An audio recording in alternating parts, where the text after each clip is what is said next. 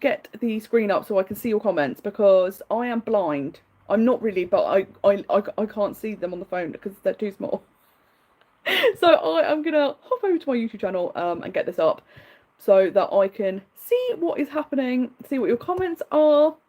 But I'm so sorry we had so much trouble with the other live stream. I don't know what was going on with the audio. So do let me know if this audio is better. And we can carry on talking about the food at Disney World uninterrupted without problems from the technology. That will be the dream. So I've had some really, really good questions come in. We've already answered a few of them, so I might quickly go over them just in case you haven't seen the other live stream. One of them was from Jaleisha, which was asking, do you think the food in Disneyland Paris has improved over the years? And I think they have. They are starting to improve. This is the one downside of Disneyland Paris. They have the ability to do amazing food because it's France. They love their cuisine. However, it's not great, and that is because the food is cooked off-site, frozen and reheated, which is such a shame. So it is slowly getting better. And I think if you know the good places to eat, you could have an amazing time. But it's just knowing where to eat, which we will touch upon because the lovely Berlin. Hello, Berlin. Hi, guys. Thank you for joining me. We also talked about my favourite and least favourite Disneyland Paris quick service and table service restaurants. And I would say my favourite quick service are both Toad Hall for their amazing fish and chips and incredible setting, and Super Diner for the amazing shawarma. Totally worth going there. Least favourite quick service is Casey's Corner. It's just, I think it's too busy, and so the quality is not good. And I've found this in every Casey's Corner that I've ever been to. Casey's Corner across the board is not good, and I think it's so iconic of Disney, and we all know it, but the food is not great, which is such a shame. And I would say for table service, my favourite is Auberge de Cendrillon. Amazing food, incredible princess interactions, absolutely love it. And my least favourite will come as no surprise to anyone. It is Pim Kitchen because of the disaster I've had there. And in Disneyland Paris, buffets aren't good for people that have any kind of like food requirements or dietary needs. So yeah, we never talk about the Pim Kitchen incident, but it's known. You know, when something's called the Pim Kitchen incident, you know something went down. So this is kind of summary, but I'd love to know, if you go to Disneyland Paris and you have no dietary requirements, what are the best character dining meals that you think?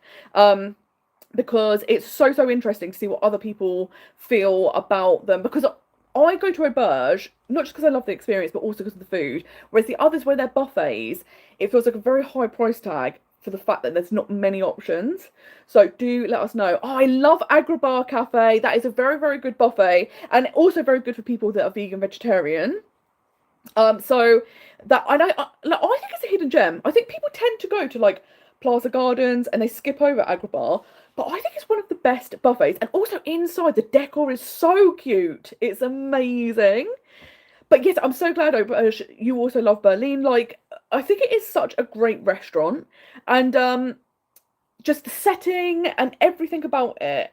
The fact that the interactions aren't rushed is amazing, and the fact you get to meet 4 princesses and 2 mice in your meal is great, because as we all know, the Princess Pavilion is insane with the queue length of time that to get in. Like, you're waiting 2+ hours, which is absolutely bonkers.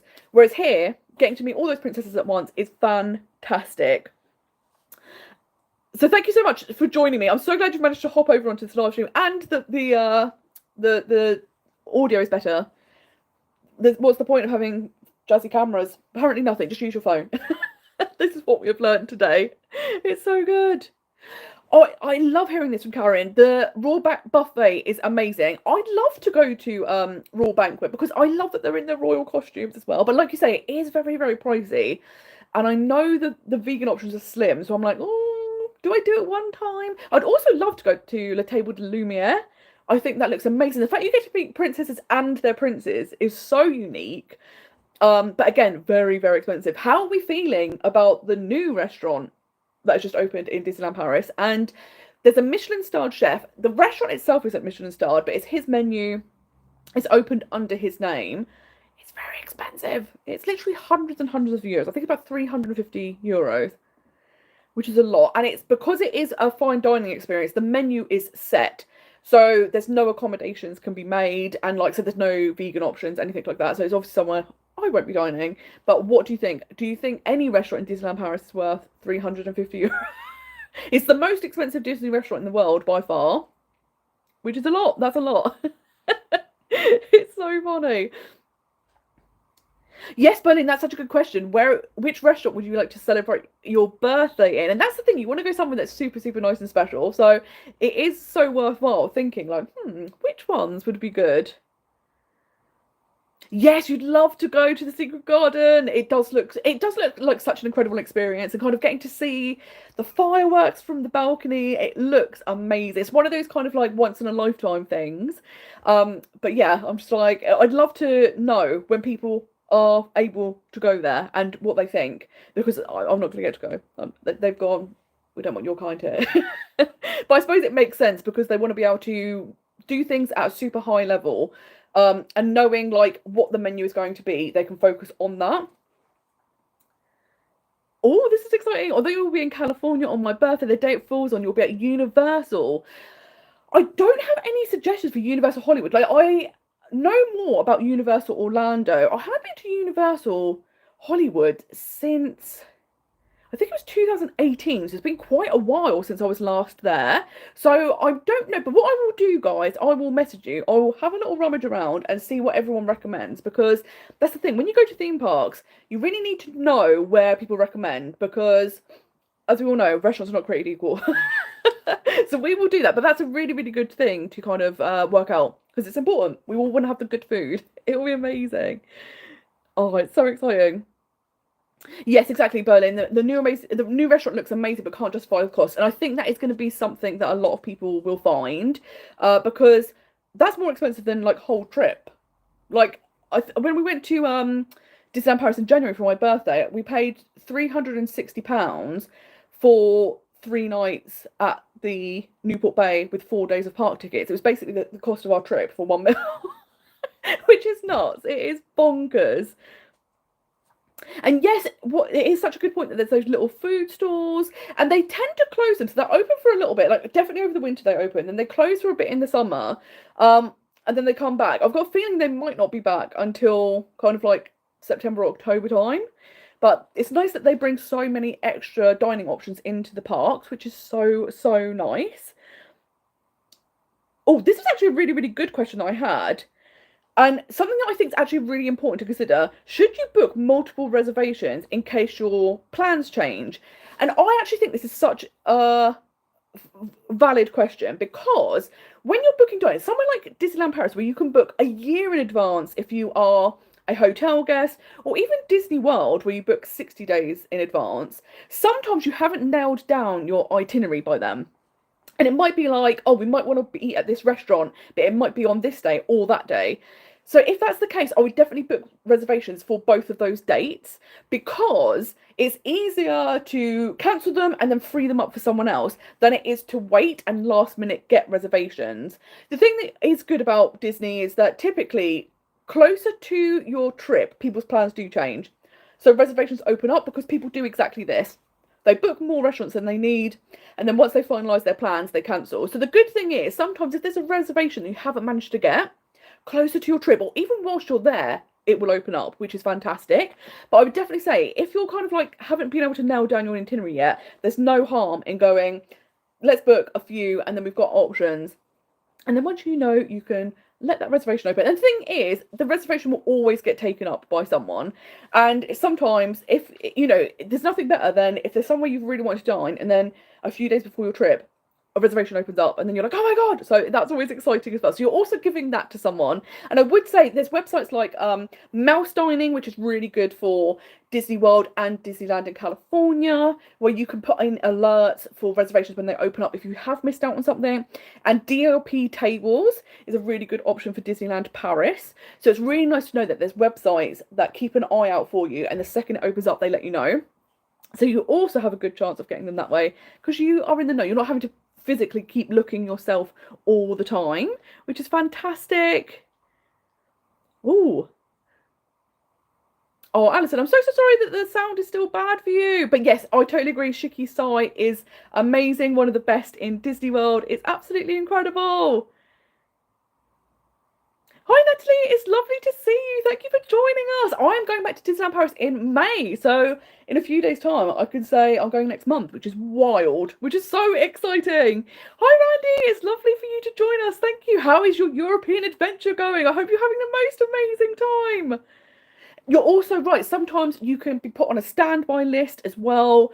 Particularly in the US parks are really good for standby lists, and they will kind of let you know it might be this long a wait, and you can get in that way. Disneyland Paris is not so good for standby waits, if I'm honest. And some restaurants they are just like we're completely sold out.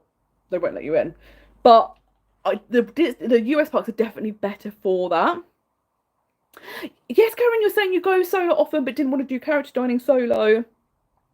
And yeah, I definitely think that is something that a lot of people feel because it's one thing eating in a restaurant on your own, but it's another thing when you're interacting with characters and stuff like that. But what I would say, and what I've always found, and anyone else that goes solo, let me know if you find this as well. I feel like the characters and the staff go above and beyond when you're solo. Like they really want to make you feel welcome and you to have a special experience.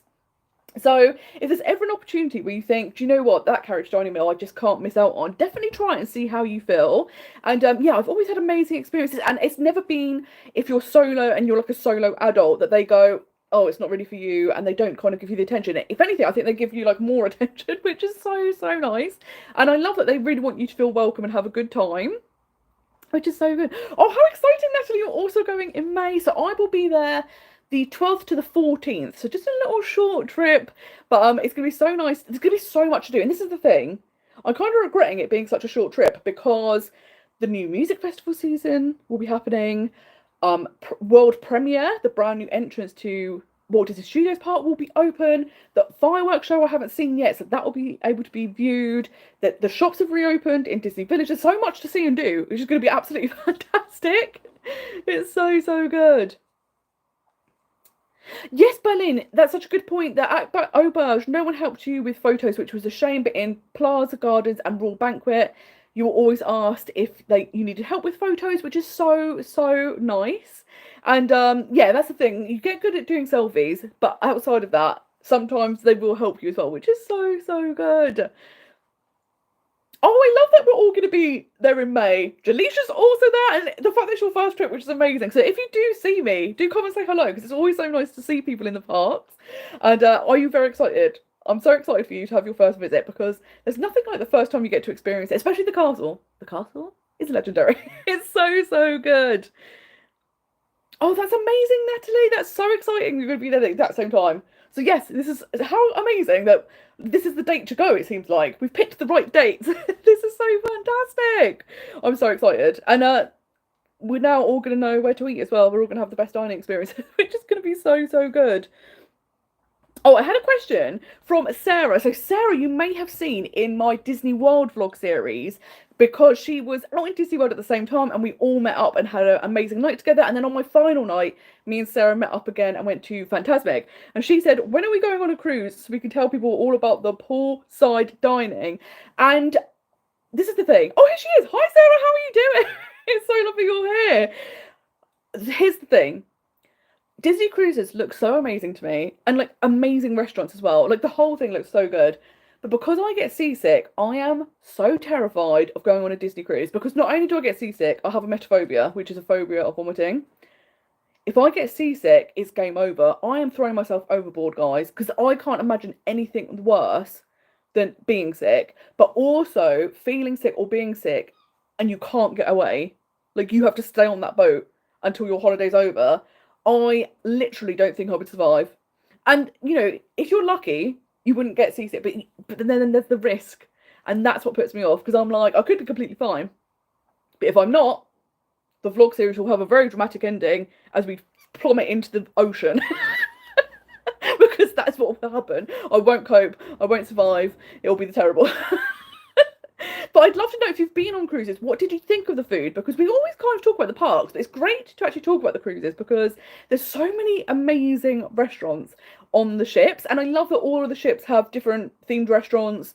So every cruise, it feels like if you do a different ship every time, you have a completely different experience, which I think is amazing and a reason to keep doing the cruises, which is so fun.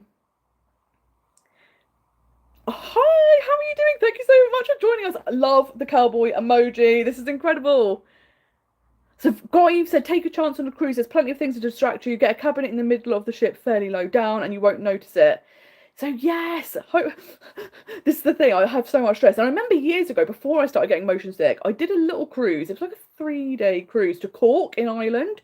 And this was way before I got motion sick. And I remember being up all night feeling sick. And I was like, oh, no, this isn't good. And this was pre-motion sick days.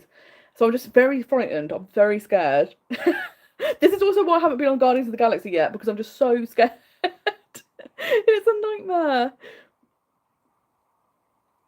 Oh, I love this. Oh, Donna, you've said you're going on the Disney Dream next year, and you'll let us know what it's like, and if you feel like you can cope. Yes, because this is the thing. It's also sometimes good if people are kind of like don't have good sea legs, and they're like, actually, I was fine. Don't worry about it. It's so good. Yes, Randy, you're so right. There's some medicine you can take. And she uses the patches. And yes, I think this is the thing. I think the patches are definitely worthwhile because they're much stronger than, because I already take motion sickness tablets and then I have a band which gives you like electric shocks. So that's what I use in the parks.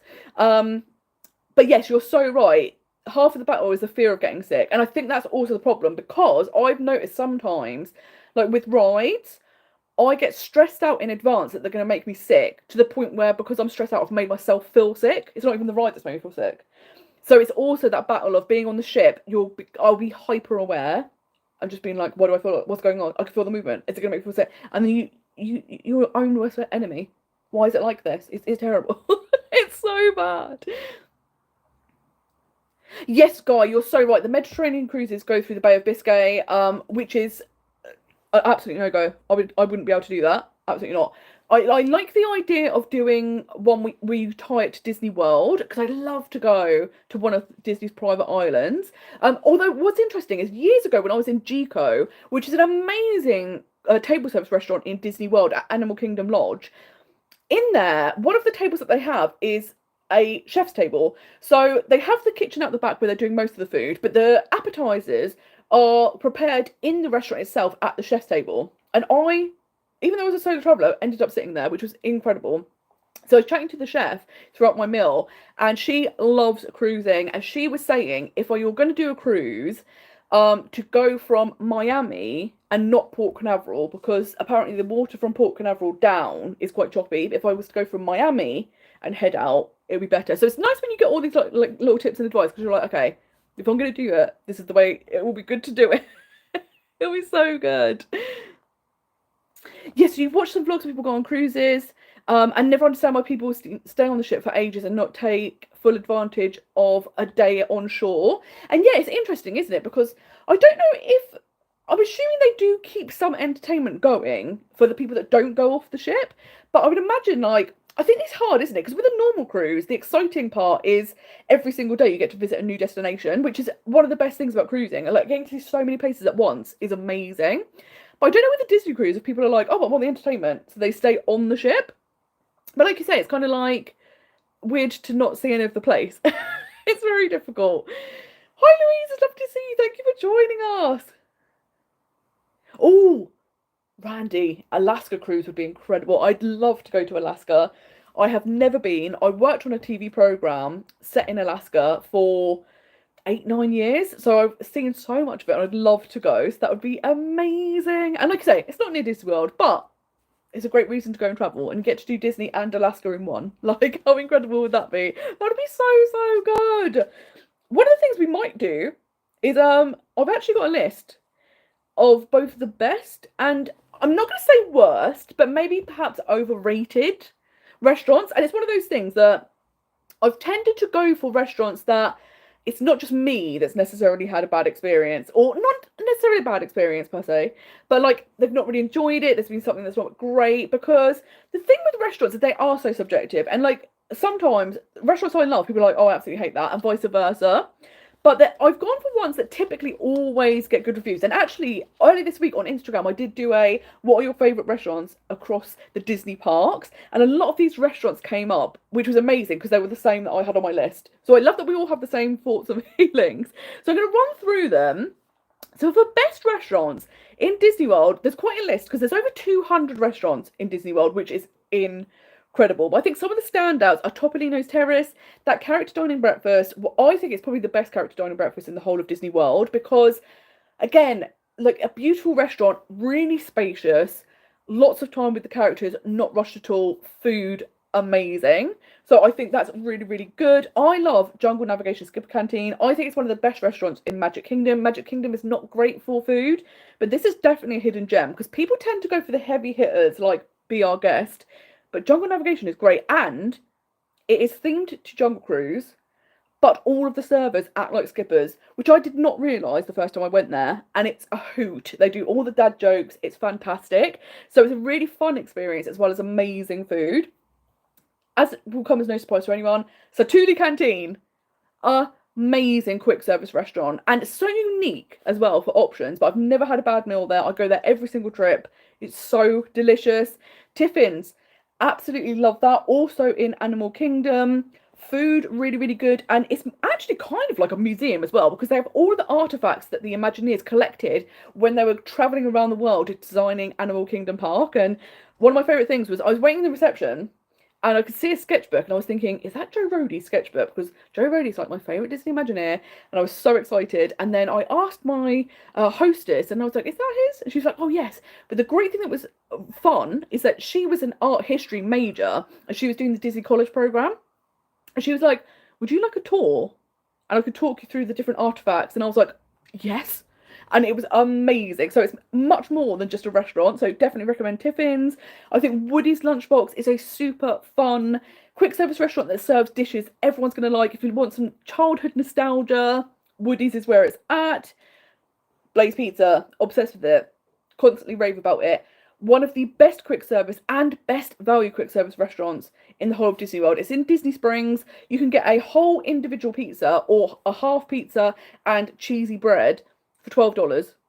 It's unbelievably good. You get to pick your own toppings. You get to build your pizza exactly how you like it. And never had a bad meal there. Unbelievable. I really liked BB Wolf as well. We've talked about how Casey's is not good. BB Wolf is much better. They have a wide variety of different hot dogs, and I really enjoyed it. Somewhere else that serves bratwurst is Biergarten. So fun. I don't hear many people talk about this restaurant, and I think it's so good. Now, Epcot does have a lot of restaurants, so it can be hard to choose. But Biergarten, not only was the food really, really good, the fact that you also get a live show. You get entertainment. There's a man with a giant horn that you would see on the side of a mountain. It's so good. And I absolutely loved it. So I totally rate that. Shiki Sai in Epcot, unreal. It's kind of more like tapas, like small plates, but Japanese food. Some of the best food I've ever had in Disney World.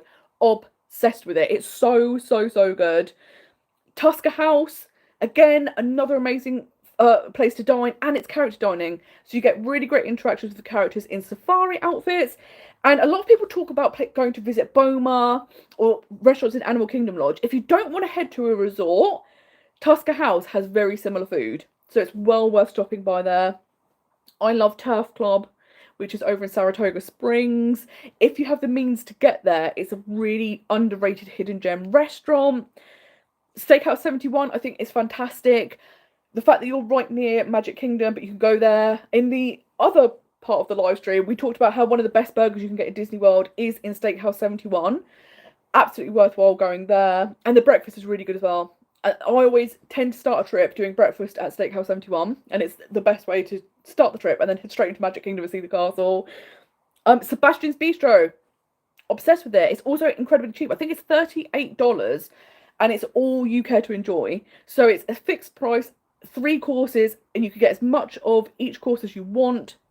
And the food is unreal. It's so tasty, particularly that dessert. That pineapple, coconut, banana bread, not banana bread, bread pudding. Forget about it. It's unbelievable. Warm caramel sauce. It's unreal. So make sure you save space. Because I've done it before and I didn't leave enough space. But this time, I was not going to be tricked. I left the space. Spice Road Table in Epcot. Totally underrated. Again, it's kind of like small plates, but Mediterranean, Middle Eastern food. Really, really fantastic. And much easier to get a reservation for there than other restaurants. Because again, there's some restaurants that are very popular and people want to dine in because they're popular, but they're not always the best food. Spice for a Table, much easier to get into, really good dining. And Liberty Tree Tavern, I love this restaurant, and it's so fun as a foreigner to get to try a Thanksgiving style meal. Again, you get 3 courses, it's a set meal, I think it's like $44, and it's delicious. It's so good, and you can order more of the things that you want. So you can just pay one price and eat as much as you like. It's absolutely amazing. It's so, so, so good. Oh, this is amazing. Alison, you've said Nomad Lounge is pretty cool. Yes, I've heard Nomad Lounge is really, really good. And it's attached to Tiffin's.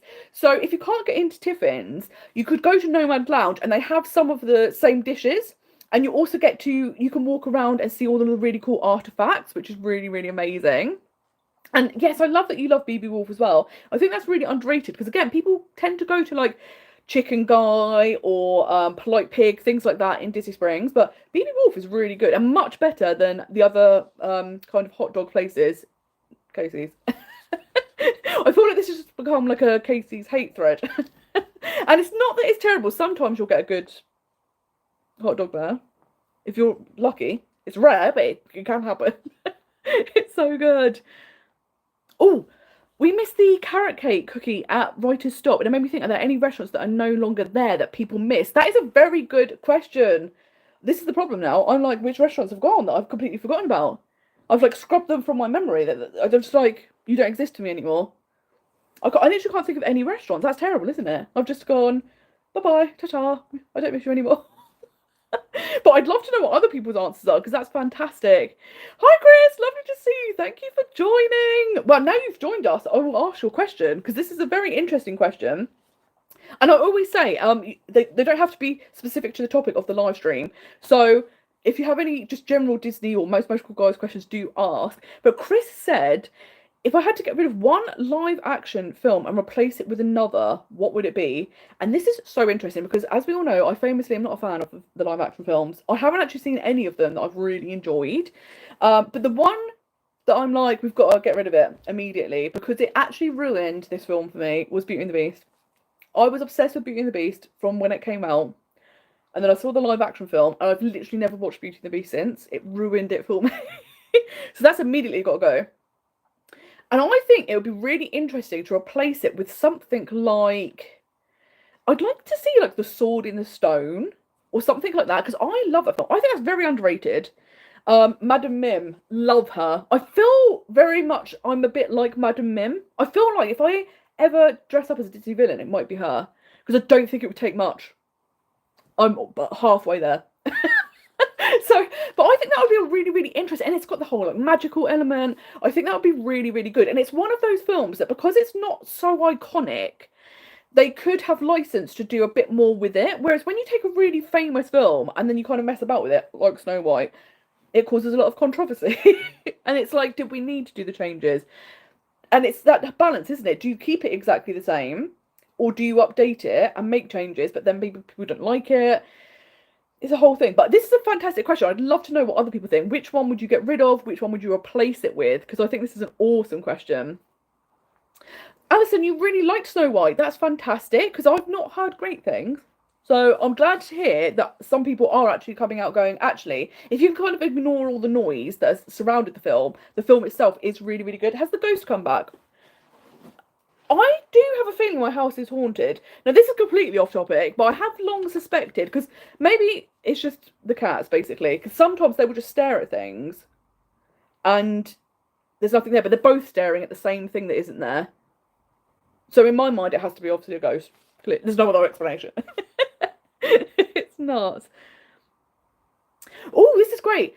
Sarah has said she misses Pizza Planet in Disneyland Paris, not for the food, but for the theme.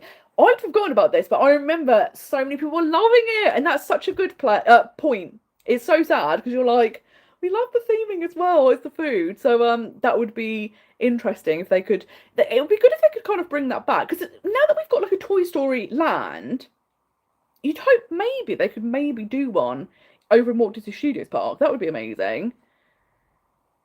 Yes, I'm with you. I'd like to see Disney come up with more ideas rather than remakes. Oh, what about a Smee film about how he met Hook? I'm on board. That needs to be made immediately. And I totally agree with you. I actually think if they want to do things that are related to films that have already come out, it's better to do like origin stories, or like you say, like one of the characters, let's find out more about them rather than just doing a remake. And I think, if we're going to be controversial, I think the live action films are lazy in the sense that the hardest thing about films is the marketing. How do you make people want to see a film? And we've seen, like, obviously recently Disney have had trouble when they've released original ideas, you know, like Strange World and stuff like that. None of them have done very well. Although I would say I don't think they marketed them very well, because I don't remember seeing like adverts for them, stuff like that. With a remake, people already know what they're going to go in to see, so they don't need to spend so much time on the marketing. It kind of markets itself. So I think it's become a bit lazy to kind of just go, well, we'll just put those out because it's easier. Whereas I think you're so right, they need to focus back on creativity. Let's come up with original ideas, and then the money follows. When you come up with great creative things, the money follows. Oh, Chris has said he'd get rid of Lady and the Tramp, the remake, and then do Black Cauldron. Black Cauldron would be also really cool to see as live action. I think that would be amazing. And you enjoyed Cruella as it was a prequel. And agree, I thought Cruella was good. And I was really worried going into it because obviously Cruella, where she skins dogs, is very against my ethics. And I was like, oh my God. But I thought it was actually really, really well done and really good. It's such a fun film. So I think you're so right. Or even stuff like Maleficent, people really liked that. And I think if they want to kind of link things in, do that. I'd love to see if they did like villain origin stories. Like, how did they get to where they are? Where did they become? So maybe that's something they will do. But I feel like they need to knock live action on the head, because they're obviously seeing as well that they're not doing so well now. I mean, Snow White, I've seen a lot of things online calling it Snow White and the Seven-Figure Loss. But I feel like this was doomed from, even when it was being filmed, it was doomed.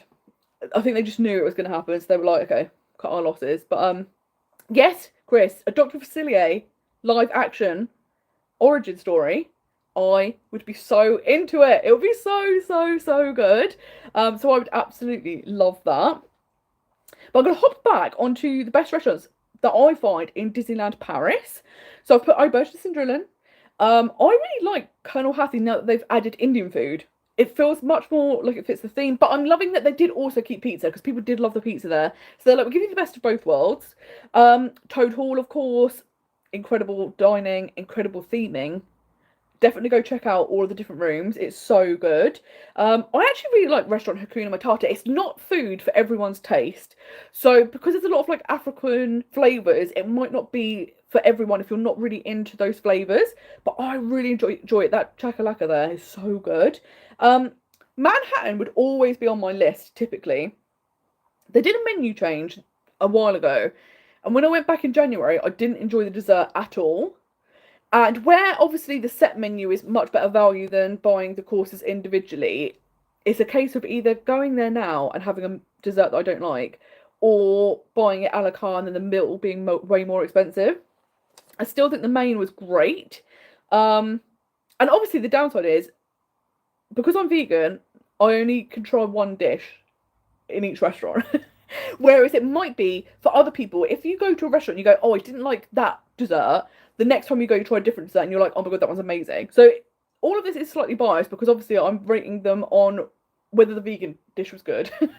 And that's the thing, like there are going to be probably some restaurants that I enjoy the meal and maybe other people don't, and vice versa. So like I said, loads of people love Pim Kitchen in Disneyland Paris. I can't bear it. But I would also say Casa de Coco is a classic. Those burritos are really, really good. Super Diner, the shawarma, you have to get it. It's such a hidden gem because it's kind of tucked away at the back of Avengers Campus and people don't see it. Very, very, very good. Annette's Diner, so much fun. Their theming is great and the food's really good. And the burgers are only a few euro more than what you can get in the parks, but you get such a bigger portion and they're such better quality. So I totally recommend that. I really liked Waltz. I liked all of the dishes that I had there. The inside where you get all of the like history of Walt Disney and the family was amazing. Loved that the menus themed around the dishes that him and his family enjoyed. Really love that. And lots of people also talk about Pizzeria Bellanotte. And this is one of those places where, as a vegan, you can get pasta with tomato sauce. However, they've never labelled it as vegan, so I always say do check in case for whatever reason they've changed something. Because it makes me nervous. That should have a vegan label on it. It doesn't. But if you don't have any dietary restrictions, it's an amazing place. Like, everyone's obsessed with the garlic bread. And if you love Italian food, it's definitely worth going there. It's so, so tasty. Oh, you loved Hunter's Grill. Oh no, you went to Hunter's Grill and weren't impressed. That's such a shame, isn't it? When you're like, okay, let's try somewhere new, and then it's like, not so good. But love Chuck Wagon. I've heard really great things. I've never been, and everyone says Chuck Wagon is probably one of the best buffets in the whole of Disneyland Paris. So I'm so glad to hear that you had such a great time, because it's one of those ones I'm like, I do need to check out because it has such good reviews. Baleen says it's controversial, but you don't like Bellanotte. And yes, it'll be so interesting to know, because like I say, for me, I've had previously the pasta with tomato sauce there, and it was fine. You know, it's just pasta with tomato sauce. I think the one in Stark Factory is better for me. But people I know seem to rave about it. So it's one of those things that I'm like, I can't really tell you what I think, but I'd love to know what you think. It's so good. I've also got some restaurants in Disneyland in California that I was like, these are amazing. Ronto Roasters. That gardenless Ronto wrap is so iconic. I still think about it. It's the best thing I've ever eaten in any Disney park ever. And I know loads of people, whether they're vegan or not, always get that one. And across the board, everyone's like, it's the best thing. It's so good. It's so delicious. I still dream about it. It's unreal. Lamplight Lounge is also great. It's got an amazing setting. You can look over Pixar Pier, and there's loads of live music happening in Disneyland, so you can hear that, or you can even see World of Colour. They've got loads of drinks as well, so that's a really fun restaurant. Red Rose Taverna, a quick service restaurant, Beauty and the Beast themed, but really good food.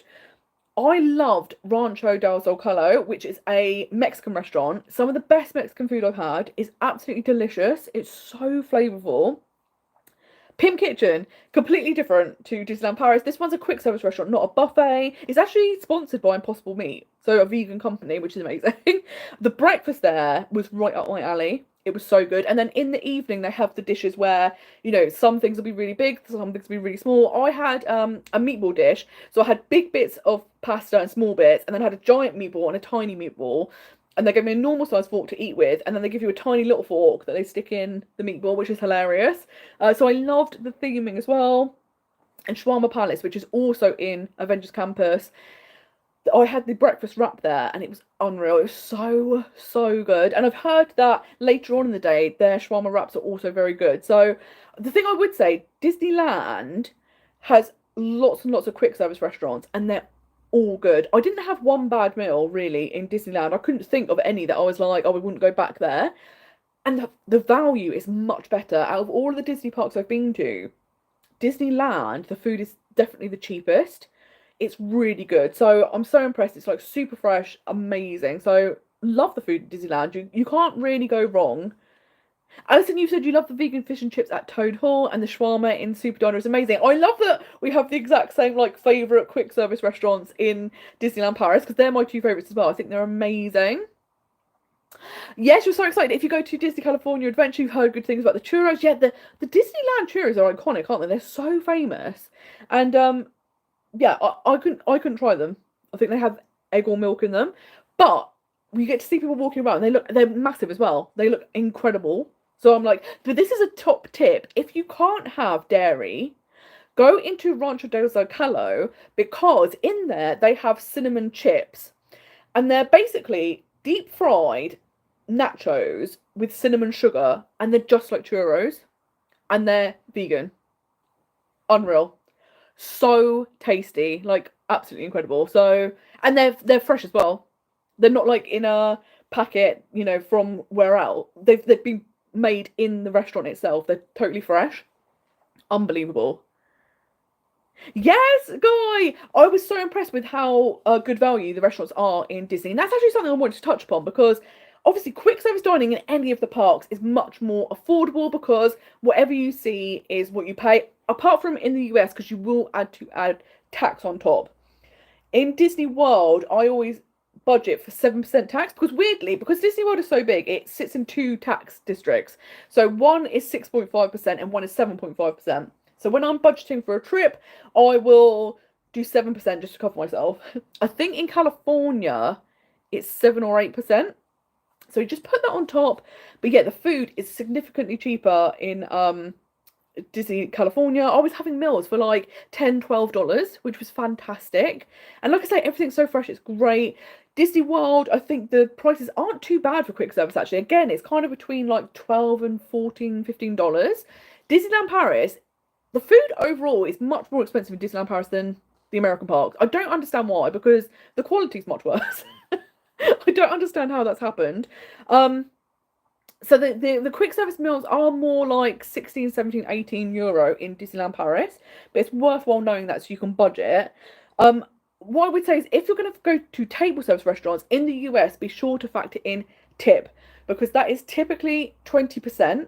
So, for example, if you were to go to somewhere like Liberty Tree Tavern and it's that $44 meal, immediately you have to add on top 20% tip and 7% for tax. So you're adding nearly 30% on top of your bill.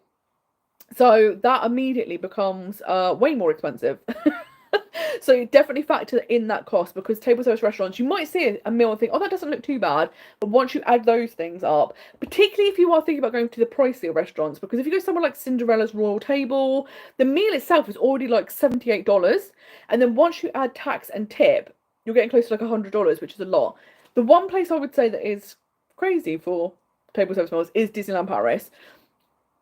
My controversial take, I don't think any of the table service restaurants are worth the money that you pay in Disneyland Paris. They're all overpriced. However, there are ones, like we said, that the food is better than others, or, for example, character dining, you're definitely paying for the characters rather than the food, apart from my bird, because I love the food there. But it is interesting that Disneyland Paris is significantly more expensive than the US parks, especially Disney World. It surprises me that it's much more expensive than Disney World, because Disney World being the flagship, you assume that would be the most expensive, but a lot of the table service restaurants in Disneyland Paris are much more than what you would pay in Disney World, which is very interesting. Although, in France, it's not expected to tip. So, I think you can tip. It's not, like, frowned upon, but it's not expected at all. So, if you don't tip, it's not a problem. So, it swings and roundabouts, because some of the meals in Disney World will feel cheaper, but once you add the tax and tip, it's more. Disneyland Paris, they feel expensive from the outset, but you don't have to pay extra on top, which is good. But yeah, it's all those things to consider. And I always think, be sure to factor those things into your budget, because if you're going to America and then you're adding almost 30% on top of your table service meals and you haven't budgeted for it, you will very quickly run out of money, because yeah, that's a hell of a lot extra to have to pay on top. I've also got some of the overrated restaurants, shall we say, the ones that perhaps aren't as good as they used to be. They've maybe gone downhill a bit, or just typically the reviews aren't good from multiple different people. Like, it's typically seen as not that good. In Disney World, some of these might be controversial, so just drop in. Ohana. Ohana is a restaurant in the past few years, I think the food's gone down. And it's such a shame, because it was so iconic. I've eaten both the breakfast and dinner there. I preferred the breakfast much more. The breakfast food was so good. And when I was there, they didn't have the character dining, because it was just after the pandemic and that didn't come back for a while. I don't like Lilo and Stitch, so I wasn't that bothered. It was $25 when I was there, which is amazing. Now I think it's more like $49, so it's gone up a lot because of the characters. But the breakfast food is really, really good. I would say if you're going, go for breakfast rather than dinner. The dinner, of course, has the famous meal with the noodles. Everyone raved about the noodles, and they're like, they're the best noodles I've ever had. And I'm like, have you only had pot noodles before? Because the noodles aren't that good, guys. I don't know why everyone talks about the noodles being amazing, because they're really not good. They're not even like, if I went to a local takeaway, it's the same level. They're below. They're not even that. I don't know why people love them. Maybe it's just that they've gone downhill a bit. But I think Ohana's definitely overrated. Be Our Guest. I know Randy mentioned this. Be Our Guest is definitely overrated. It's a stunning setting. I cried when I went in. Which is no surprise, probably. I cry everything at Disney. But it's stunning. But I was lucky to visit it back in the glory days, when breakfast and lunch were quick service and dinner was table service. and then they've changed that now so that it's just lunch and dinner and they're both table service. And the food, again, you're kind of paying more for the setting rather than the food. And the food is very much, if you don't like French cuisine, you're not going to enjoy it anyway. And if you do like French cuisine, it's probably not a good version of French cuisine. So I think that's definitely overrated. Space 220 restaurant. For the price you pay, I think the food you get is then matching up to that. However, what I would say is it's an incredible experience. So I would really recommend going to the lounge instead, because you can either go and just have drinks, but you can also order off of their lounge menu. But also, my waitress told me anything that is on the main menu, you can also order. And that's also good, because if you don't want to do the set meals, like lunch, you have to do a set 2-course meal, and dinner is a set 3-course meal in the restaurant. If you don't want to do a set menu, go to the lounge, because then you can just pick and choose what you fancy, and you still get the whole amazing experience because you're in the exact same room. It's not like you're in a different area, you're all in one big room. So yeah, skip the restaurant, go to the lounge. Casey's, as we've all talked about, it's not good in any of the parks. I would say in Disneyland Paris, I've had better experiences. I've never had a good hot dog, not even once at Disney World. Not even like, oh, it's a bit disappointing, as in like it's awful. I'm like, I can't be going back. I can't face the disappointment again. This is going to be controversial. Sanaa. The last time I went to Sanaa, I was shocked, because when I went in 2022, I raved about it. I had the bread service. All I thought about was, I need to go back, I need to go back, I need to have the bread service again. Went back last year, had the bread service, super disappointing. Like, it was not very good at all. And then I've spoken to a few people since, and they've been kind of more recently, and they all had the same experience. They were like, Sanaa's gone massively downhill. So that's such a shame, because that was such an iconic restaurant. Also, at the moment, they are doing work on the restaurant, so there's scaffolding. So if you're going for the view, you also don't have a view at the moment. So that's definitely worth checking. On the website, it will tell you to let you know, so that you don't kind of go there and be disappointed. But that's also something to look out for. Chef Mickey's. Chef Mickey's is super popular because it's very close to Magic Kingdom, and it's a character dining meal, and of course you get to meet Mickey, Minnie, Goofy, Pluto. It's very, very hectic. The character interactions can be very, very rushed. So I would say out of all of the character dining meals, that's probably one of the worst ones, just because you don't get as much time with the characters, and it's very much like they typically have an attendant with them that approaches your table first and is like, get your camera ready, get your autograph book ready, and it's very much like quick. So I wouldn't say that's one of the best character dining meals. I haven't been there, but I'm going to put it on the list anyway. Cake Bake Shop. $25 for a slice of cake. What's that about? I don't think any cake is worth that for a slice. I just don't. Same with Gideon's. You can't convince me that any cookie in the world is worth a 3-hour wait. Now, I can't have any of their cookies. I would love to try the peanut butter cold brew. I'm not waiting 3 hours for a coffee. It could be the best coffee I'll ever have in my life. Nothing's worth a 3-hour wait. So I know that's controversial because people love Gideon's, but I'm like, the wait is just ridiculous. It's just not acceptable. So that is on the list, along with Cake Bake Shop, because what are they doing? What's happening? Acacious. Now, it's one of those restaurants that I had a bad experience there. I got food poisoning. It was not fun. And because of that, I've never gone back. And it's the only restaurant that I actively go, when people go, I want to go to Acacious, I go, and I can't bear it. Now, admittedly, I went, and when I ate there, it was pre-pandemic. So since the pandemic, I think it was the last restaurant to open after the pandemic. It's got like a new menu. It's been completely updated. So maybe now it would be different. But you know when you just had a really bad experience somewhere and you're like, I can't stomach the idea of ever going back. It's there. And I know people love it because you get the princess character dining. But again, when we were there, it was very rushed. I didn't enjoy it. I think, although Cinderella's Royal Table is a bit more expensive than Acacious, I think the experience is so much better. I think the food's so much better. And the fact you're in the castle. So for me, if push comes to shove and you want to do princesses, pay the extra and go to Cinderella's Royal Table. Don't go to Acacious, whatever you do. Maybe you've been recently and it's better. Do let us know, because I can't cope. Hi Victoria, lovely to see you. How are you doing? Well, this is a great question. If you change your trip and only have 2 weeks until your flight, can you get reservations or are they typically all gone? So, what I would say is definitely check the website because sometimes there's more reservations than you expect. Because as people's trips get closer, they tend to start finalising their itinerary. So, they do sometimes end up cancelling diner reservations because they don't need them anymore. So, definitely do keep checking. But what I would do is sign up to a website called Mouse Dining, and there you can get alerts for any restaurant that you're looking out for. They will let you know when a reservation becomes available, which is fantastic. And then also a lot of the restaurants in Disney World do have a walk-up queue. So you can kind of like go up to them and go, do you have any availability?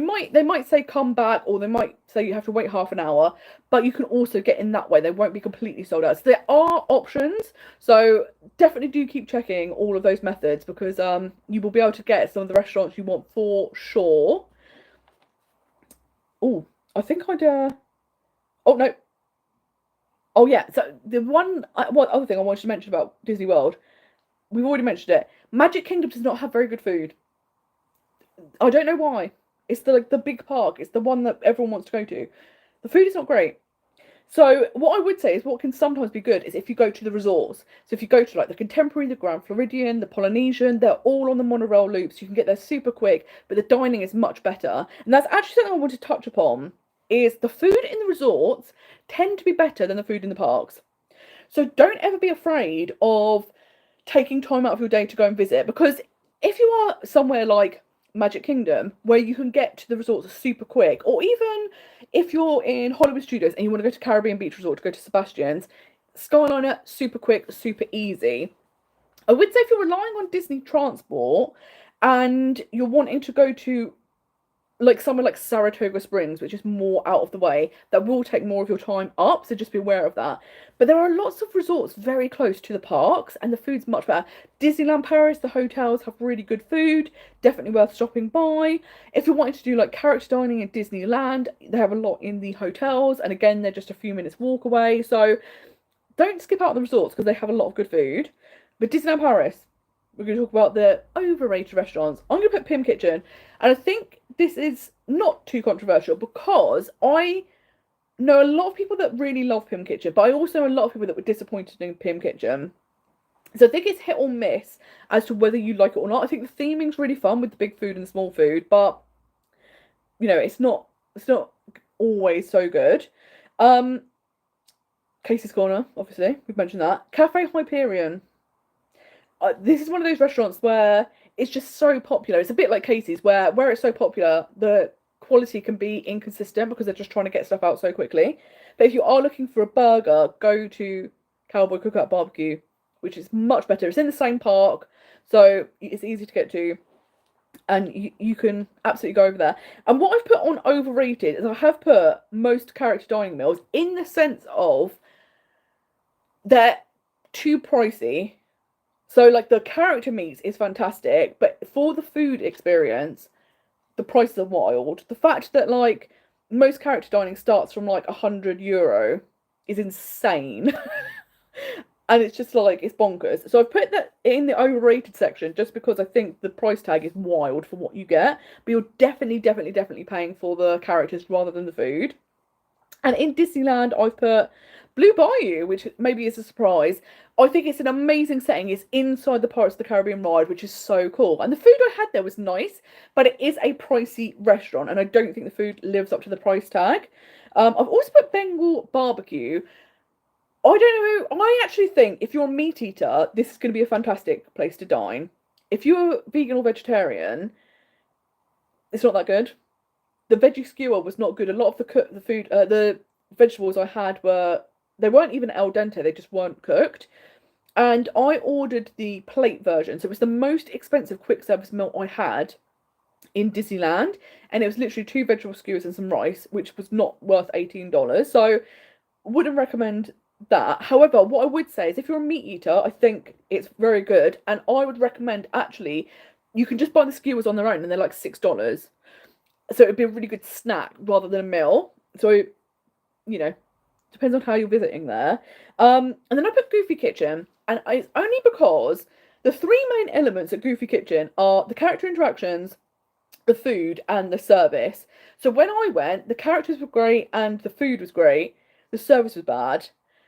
I've known other friends go and they've had like great characters, good service, bad food, or terrible character interactions, but the other two were good. So it feels like there's always one element that's slightly lacking, whoever visits. And I feel like I was lucky because if anything's a bit lackluster, I'd rather it be the service when it's a character dining meal.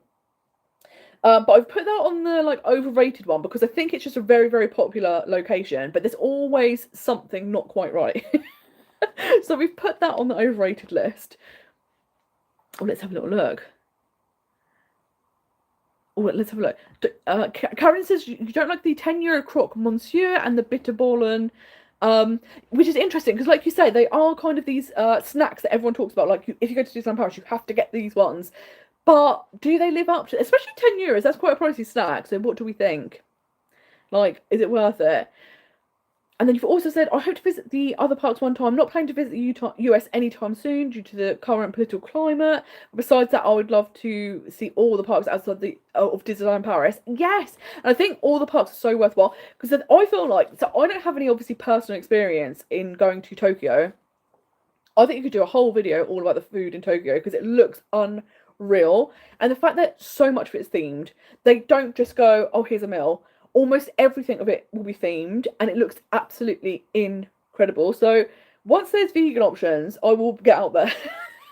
And I'm desperate to go to the Asian parks because they look next level. So cool. Oh, this is good. Sarah, you said you only waited 20 minutes to get into Gideon's. You enjoyed the cookies and coffee, but you went because the style is so right down your alley. And that's the thing. Like, I do think the theming is very, very cool. And actually, a 20-minute wait is amazing.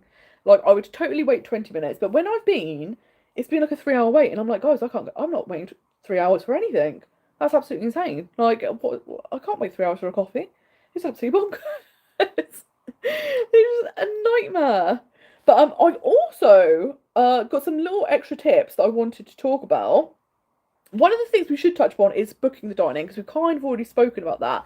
But with Disneyland Paris, if you stay at a Disney resort, you can book up to a year in advance, which is incredible. So pretty much as soon as you book, you can book your dining, which I would absolutely recommend, because there are some restaurants like Downtown or Pim Kitchen, stuff like that, that are going to sell out super, super quickly.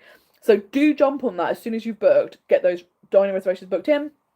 Some things you can't book, so like character dining, sometimes when you're booking your package, you can add character dining on there and then. However, if you don't do that, you have to wait 3 days in advance of when you want to dine to book character dining.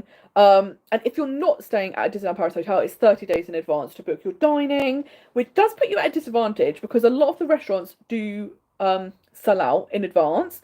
But again, use DRP tables, or even when you're there, keep checking the app for when people have cancelled reservations, and oftentimes reservations do pop up for those super popular restaurants.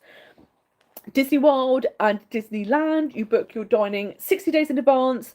Disneyland is interesting because you can only book exactly 60 days in advance of the date you want to dine. You can't book for the length of your trip, even if you're staying at a Disney hotel. So everyone has a level playing field, and it's just 60 days in advance of that exact date that you want to dine.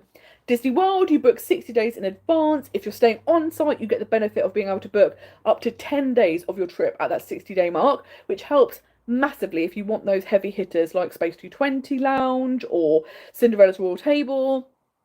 Put them further into your trip, because the further into the trip you are, the less people have access to those reservations. So you've got a higher chance of getting them. So absolutely do that. If you're staying off-site at Disney World, you can book 60 days in advance, but it's exactly 60 days before you want to dine. So some of those big restaurants may be sold out, but do check places like Mouse Dining and keep checking the app, because as we say, the closer to your trip, the more reservations do open up as people's plans change. And of course, I have my Disney World dining reservation booking service. So if you are staying on site and you want to have someone take all that stress away, because oftentimes you're booking multiple restaurants. It's not like, oh, just got to book one or two. Sometimes you'll have like 10, 12 restaurants that need to be booked all at the same time. And especially if you're not going to be free because you're working, maybe you're traveling, you've got childcare, there's something going on, and you're not going to be free the second those reservations go live, then the dining reservation booking service is perfect because I will do it all for you, take that stress away, and then type everything up into a nice little reservation number planner and send that over to you so you've got all your details in one place. Something else that we should talk about is mobile ordering. Mobile ordering will save you so much time, and I'm obsessed with it. And I'm like, it's such a hack because the quick service restaurants can get such long queues, and mobile ordering, you could do it from anywhere in the park. You don't have to be nearby. You can choose to either order now and it will let you know kind of how long the wait will be, or you can pick a specific time slot. So if you know actually about 12:30 we want to eat, you can pre-order it, and then once you arrive to the restaurant you say I'm here and they start cooking it fresh for you. Disneyland in California and Disney World have the exact same system. It's super easy to use, really user friendly. The one in Disneyland Paris, it's not offered in all of the quick service restaurants, but it is offered in quite a lot. The one difference is you will get an email sent to you, and that's where you click the link to let them know that you're there.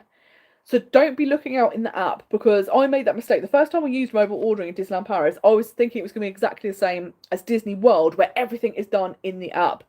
Disneyland Paris is slightly different. They send you an email, so do check that out and be keeping an eye on your inbox so that you're ready to go. But it will save you so much time because, like I say, I mean, I've been to Casa de Coco before and waited 45-50 minutes in the queue, which is just insane. Whereas mobile ordering, you're picking when you want to dine, or even if you order now. I did that with Casa de Coco, and I think it was like 10-15 minutes to wait rather than 45 minutes, which was fantastic. In Disney World, some of the popular restaurants like Woody's Lunchbox, order now can be very far in advance because it does get so popular. So I would say for some restaurants, pre-order. So if you know you want to eat at Woody's Lunchbox in the morning, order it for whatever time you think you're going to want lunch, because you do have a quite big time slot. I think it's like a half an hour time slot when you can arrive. So you've got leeway, which is all good. Oh, Alison, you said the Japanese diet is traditionally high in meat or dairy, so not sure why there aren't many vegan options. I agree. I'm really surprised about that because I know it's not traditional, but Wagamama's 50% of the menu is vegan. And like you say, the Japanese diet isn't very, very high in meat or dairy. So I am surprised there aren't more vegan options because it should be quite simple. I know obviously fish is quite a staple. But yeah, I'm surprised there aren't more options because it's interesting. And if you go into Tokyo itself, there's loads and loads of vegan restaurants. But it's just in the parks, it's very difficult. So the second there's a few more, as long as there's like a handful of options, I think you'll be fine. But I feel like at the moment there's very, very few, to the point where you'd have to eat in the same like one or two restaurants every single day of your trip. And it could mean like having to keep park hopping whenever you need to dine, and which is just not ideal. So the second they're a bit more accommodating, I will be there because it looks absolutely incredible. It's so good, especially Disney Sea, unreal, so exciting. But yeah, I think this is the thing. Like, dining is such a big part of your trip, and actually, that's the prime example to the fact that the only reason I'm delaying going to the Asian parks is because of the food. Which shows you how big a part of the trip is. And the thing is, like, of course you can go and kind of, like, back in the day with Disneyland Paris, if you had dietary requirements, you just had to eat fries and a dry salad for the entirety of your trip, you would. It was not enjoyable though. So I think that's why dining is so, so important. And it's that thing of, like we said, if you know where the good restaurants are, you can have fantastic meals. And likewise, when you know where the restaurants that are a bit overrated, they're not worth the money, or maybe they're not good, you can avoid them so that you can have the best time. Because you know, it isn't cheap to eat at Disney. It isn't cheap. Disneyland, like I say, is much more affordable, but it is a big part of your budget, so you don't want to be wasting money on restaurants that aren't great. We just don't know. So I'd love to know which restaurants you really, really love. Which ones maybe you kind of are like, I went once, I wouldn't go back. I think it's maybe overrated, because I always think I'm one of these people that I much prefer hearing people's reviews. So like, you know, you could type in, look something up and see what people think. But when you've got first-hand knowledge of like other people have all rated this or maybe don't rate it, I always think that's the best way forward.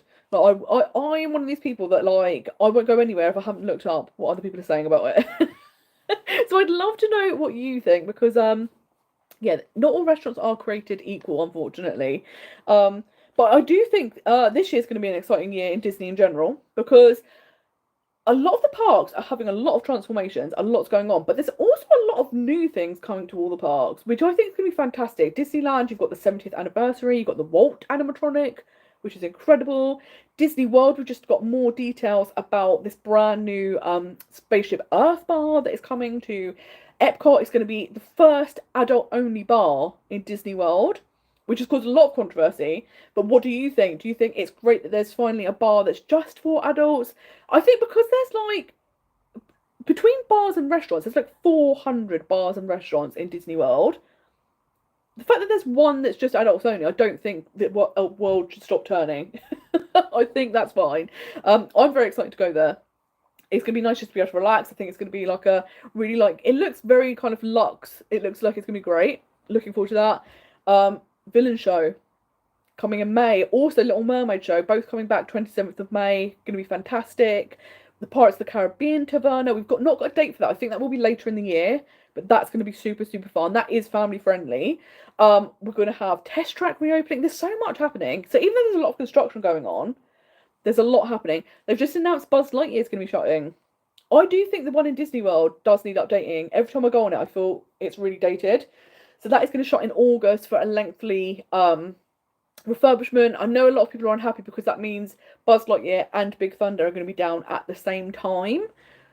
But I think, what are you going to do? The problem with Disney World is where it's open year round, they have to do work at some point. But there's so many things to do. I think if there's like 2 rides shot, it's fine. You know, we'll survive. We'll have to just come back. That's the only option. We'll have to come back. It'll be so, so good. Alison, you said sci-fi dining was fun, but it was one and done for you. And this is the thing. So I remember distinctly going as a kid and loving the theming. And then I wanted to go back to it, but I'd heard really bad reviews. And I was like, oh, I don't know. And like you said, I think the theming is so fun. When I went, I actually thought the food was quite good. Like, and I wonder if it's because I went in with such low expectations, but I was impressed because it was better than I was expecting, to the point where I'm like, oh, I wouldn't mind going back to see if it was just a fluke or not. But like you say, the setting is amazing. And that's another one. Hollywood Studios does not have a lot of table service dining, and the ones that it does have aren't particularly great. So I do think quick service in Hollywood Studios is better. But yes, Alison, you're loving the fact there's going to be an adults only bar. And yeah, I think considering it's like 1 out of 400, I think it's fine. I think people can cope. It'll be good. It'll be fine. And I think it's something that's necessary because Disney, like we've talked about before, they now have these 2 major audiences that have kind of conflicting needs and wants. So you have the traditional families that visit Disney because, you know, the kids, they want the whole Disney experience and like all those amazing moments and memories. But then you have the adults going, the Disney adults, and like it's difficult because families pay a lot to go because obviously there's more of them, but the big spenders in the park are the Disney adults. Your sinks and your dinks, we are the big spenders. And they're the ones that want the special dining experiences, the backstage tours, the exclusive merch. So we're flooding them with money. So I think Disney are now going, oh, let's make sure that we're appealing to all of the audiences. And I think that's difficult because obviously, inevitably, some people aren't going to be happy with decisions. But I think they do need to do more adult-only things. And I think obviously a bar, it makes sense that if they're going to do an adult-only thing, that it'd be a bar. So I think that'll be fantastic. I think it's going to be so much fun. It's going to be so good. Oh, Janisha, you said you've booked Captain Jack's for your trip. Is it as bad as people say? I'm half Caribbean and love seafood, so I'm hoping I will love it. I actually really like Captain Jack's. I love the setting. So cool. And I really like the food there. I've never had a bad meal or not liked it. And actually, they do a lot of seafood, so I think that will be good. It would be interesting to hear what other people think, because obviously when I'm vegan, I do feel like my opinion's really swayed, because I literally have no idea if the meat or seafood options are good. But whenever I've been, I've always been impressed. And I went once with friends, and they all really enjoyed their food as well. And a lot of them had fish, and they were really, really loving it. And it's just such a cool setting. So I do think it probably gets a bad rap, but I think it's because a lot of people would prefer typical theme park food, where it's more like your pizzas, your pastas, your burgers and stuff like that. So where Captain Jack's is very, very much, we're going to totally go with the Caribbean theme. maybe with their kids or something, it's a bit adventurous for them. But I think it's really good, and the setting is just stunning. It's unlike anywhere. It's so good. And Sarah, you've said bars are not a great place for kids anywhere, and yeah, I agree. I think that's the thing. I think Disney are really good at, they do kind of allow families into all bars that which, like you say, typically, well, you know, like here, you can't be taking kids into bars all the time. So I do think that they are quite accommodating, because if, like, say for the evening, the parents want to kind of relax a bit, they can take their kids to bars. Whereas obviously, if you were just like at home, you wouldn't be able to do that. So yeah, I don't think it's too much of a problem with it being a bar. It's not going to be a problem. Alison, you said you had the vegan pho. I'm trying to pronounce it correctly, because I was always one of those people that said pho, but it's apparently pho. So I'm going to say it properly. The vegan pho in Hollywood Brown Derby years ago. And luckily now your husband makes it. Oh, that sounds amazing. That sounds delicious as well. That sounds so good. But it's the best when you've had something you really like and then you can replicate it at home, because then you get a little taste of Disney and some nice dinner, which is fantastic. And even better if someone else can cook it for you. Hi Jamie, lovely to see you. How are you doing? We're just talking about our favourite restaurants at Disney. So do you have any? Or are there any that you kind of think, oh, that was one and done, I didn't enjoy it? We'd love to know.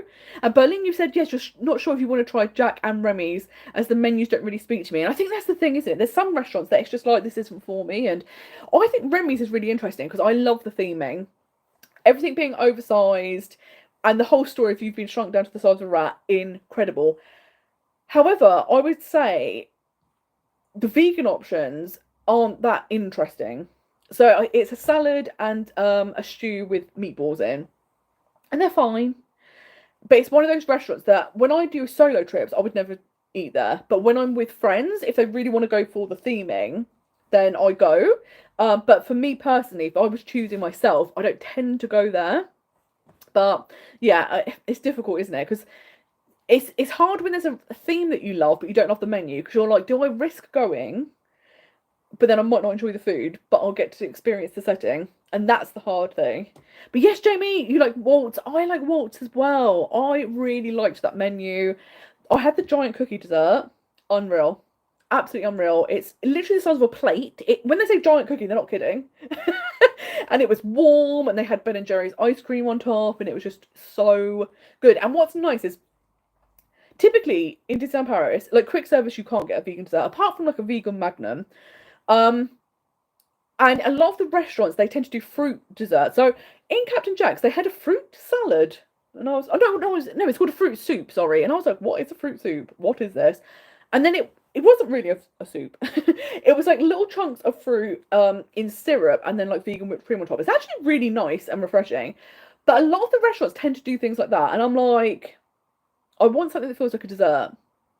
I don't necessarily want something that feels healthy. So going to Waltz and Auberge, where you get either the giant cookie or the chocolate fondant, which is unreal. That's also why I love those meals, because it felt like proper desserts. And I was like, oh my god, finally we can have a proper dessert. It's so good. Yes, Berlin, I'm so excited you're going to go to Waltz, and I think you're going to have a great time. And like I say, I think what's really cool about that restaurant is the fact that all of the dishes are either things that Walt loved or his family loved.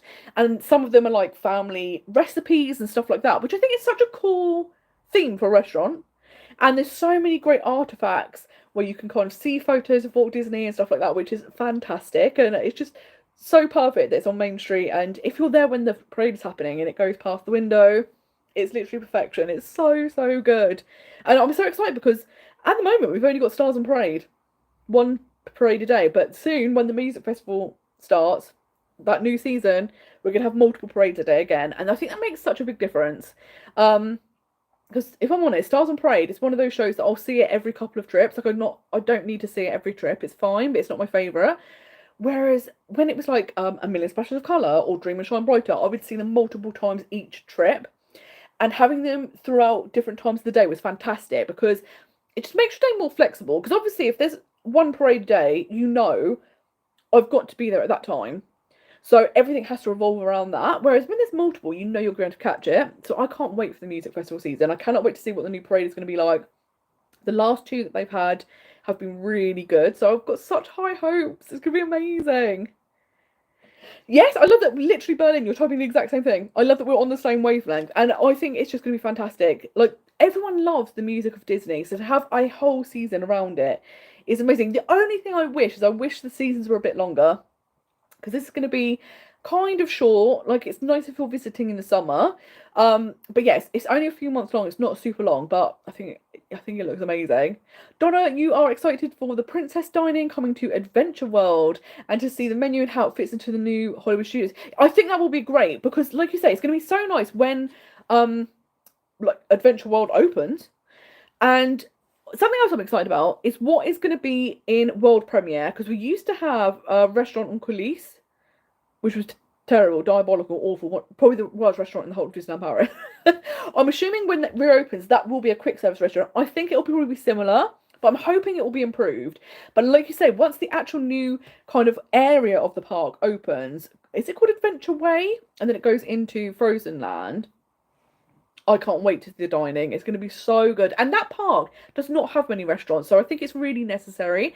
And if they're going to have a character dining meal, it'll be amazing. Do you know what's something I think Disney are really missing a trick on? And I will die on this hill.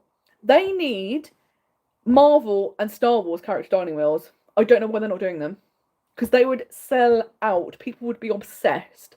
And I'm so surprised that they don't do them. None of the parks offer it. And I'm like, what's going on? The closest we had was if you stayed at the Galactic Star Cruiser, RIP, which is very sad. I'm so sad I never got to experience it. But again, it wasn't like you didn't meet like the characters you would imagine to meet, but it was obviously really themed around the whole setting of the whole experience of being on the Galactic Star Cruiser. But I really think they need to be bringing, or Disney Villains character dining. We're getting a Villains Land. Will it happen in Magic Kingdom? I really hope it will happen. They've got to have that on their radar, surely. They've got to be thinking about it. So yeah, it has to happen. Donna, you said they could put Ogre's Cantina, where the old Pizza Planet used to be, and Marvel would be easy to do because they've already got Avengers Campus, which is so true. They could absolutely do it. Like, I hate, obviously, Pim Kitchen. We all know that. But if they made that a character dining meal, people would be overjoyed. Could you imagine like how exciting that would be? That'd be so good. But yes, it's interesting because there's been lots of rumors that parts of Discoveryland may become a little Star Wars land, because obviously originally we were supposed to get a Galaxy's Edge in Walt Disney Studios Park, and then that quietly went away. But then someone was queuing for Space Mountain once, and there were Imagineers in there, and they peeped, and the plans that they were looking at is that behind Space Mountain would become like a Galaxy's Edge. I don't think they will ever do Galaxy's Edge proper. I think they would open, hopefully, an Ogre's Cantina and Smuggler's Run.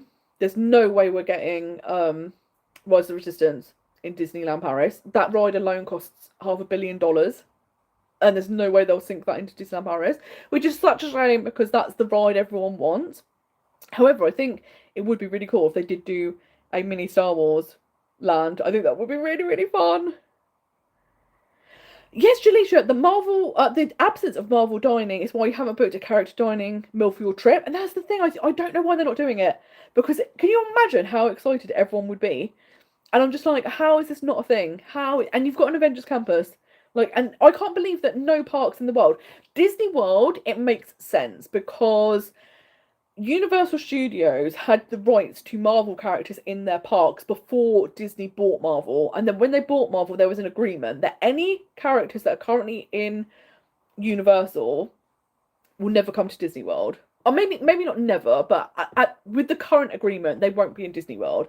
But that's why you've got stuff like Guardians of the Galaxy in Disney World, because Universal doesn't have that. But anything like Spider-Man, etc., you won't be getting in Disney World. However, Disneyland and Disneyland Paris, they have a whole Marvel campus. Just do Avengers. Do more Avengers. We want it. It'd be so good. And yeah, but those are the things I would like. Star Wars, Marvel, and villains.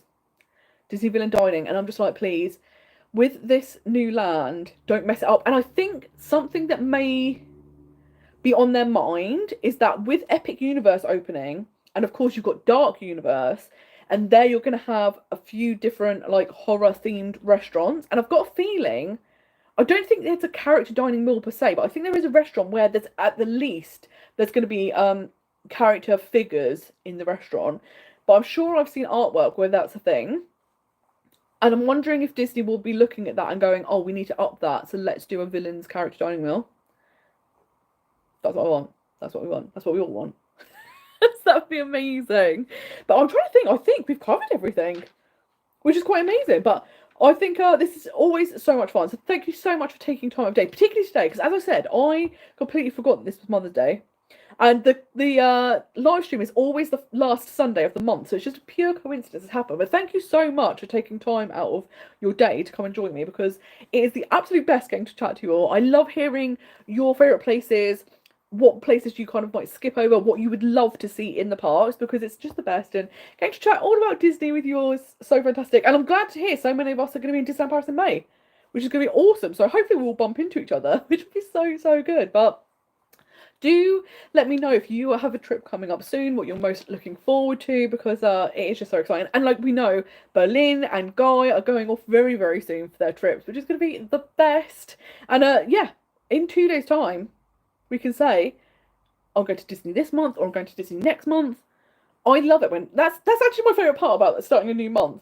I'm not like a pinch punch first of the month. It's, oh, am I or is someone else going to Disney this month or next month? That's what I get excited about. So do let me know. But yes, I can't believe we're almost in April. How is it possible? The year is flying by. But April's going to be an interesting month because, of course, we're going to get the new Disney World offer for 2026. I think it's probably going to be the same offer. I think it's going to be the free dining offer, which isn't that good an offer. The dining credits was definitely a better offer. But will they kind of have noticed this year a difference in bookings because of Epic Universe, and will they maybe come back with a more enticing offer? That's what I've got my fingers crossed for, that maybe they're starting to feel the heat and the crowd being drawn to Epic, and they might do a better offer. So that would be the dream. So the second that is announced, I'm going to obviously do a video breaking it down exactly what the offer is. But what I always do each year is also break down the maths for you. So how many meals you will be able to get, and all of the, like, where you're going to be able to dine, stuff like that. So that will be coming out at some point in April, because we're gearing up for it, which is very exciting. So yes, do let me know if there's anything that you want to see as well. Any videos on specific topics. I'm always loving to know what specifically you want to see. But yes, we've got lots of ideas. And like I said, I'm going to start filming planning videos in Disneyland Paris, which could be fantastic. So instead of seeing my living room, you'll be able to see the park, which is a much more interesting background, which is going to be so much fun, and I can't wait. So thank you so much for spending your Sunday with me. It's been so much fun. Thank you for persevering through the technical difficulties as well, and I will see you very soon. Thank you guys. See you later. Bye bye. Thank you. Oh, this is the problem. I can never end this. I don't know what I'm doing. Okay, let's this button. This is when you can tell I'm a middle-aged person.